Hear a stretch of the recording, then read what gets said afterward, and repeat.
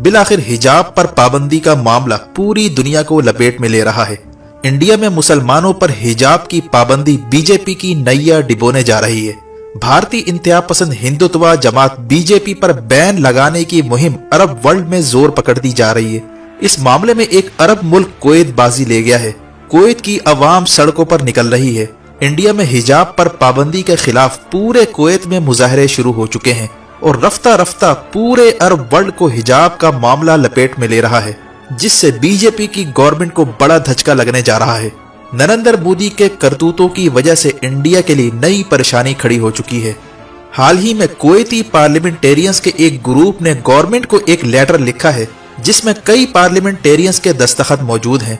इस लेटर में कुवैत की गवर्नमेंट से मुतालबा किया गया कि नरेंद्र मोदी की पार्टी यानी बीजेपी पर फौरी तौर पर पाबंदी लगाई जाए।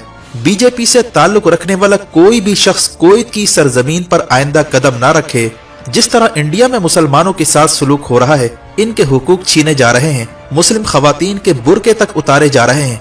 ऐसे में एक मुसलमान की गैरत और हमियत का तकाजा है कि उनको सपोर्ट किया जाए और फौरी तौर पर बीजेपी के इंतहा पसंदों पर पाबंदी लगाई जाए।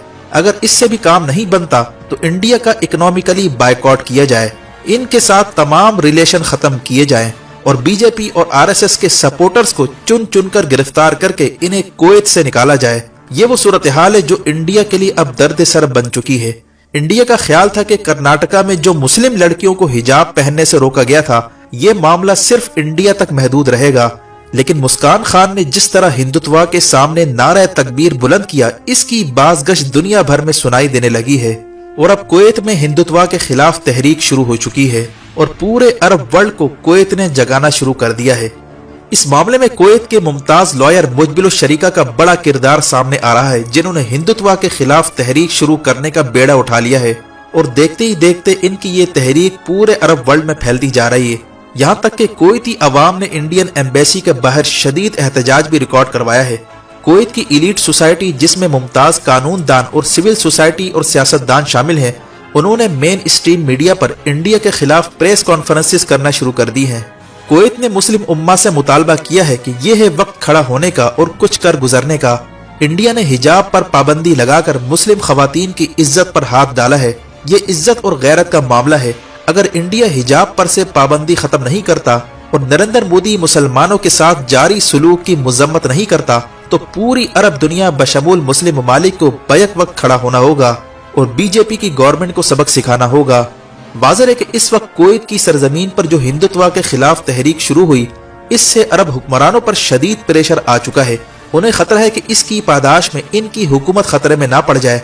ऐसे में अरब हुक्मरान अपना तख्ता बचाने के लिए इंडिया की मौजूदा हुकूमत के खिलाफ कोई न कोई कदम उठा सकते हैं, क्योंकि हाल ही में ओआईसी ने भारतीय हुकूमत पर शदीद तनकीद की थी, जो इस बात का इशारा है कि अरब वर्ल्ड में हिंदुत्व के खिलाफ तहरीक शुरू हो रही है, जिसका आगाज बीजेपी पर पाबंदी लगाकर किया जा रहा है। आने वाले दिनों में बीजेपी और आरएसएस के सपोर्टर्स के खिलाफ गल्फ में बड़ा एक्शन होने जा रहा है, इसीलिए हिंदुत्व के ऐवानों में खलबली पैदा हो गई है। बीजेपी को अब अंदेशा है कि कुवैत में शुरू होने वाली तहरीक सऊदी अरब, यूएई समेत सबको अपनी लपेट में ले लेगी, जहां इंडिया का बड़ा स्टेक मौजूद है।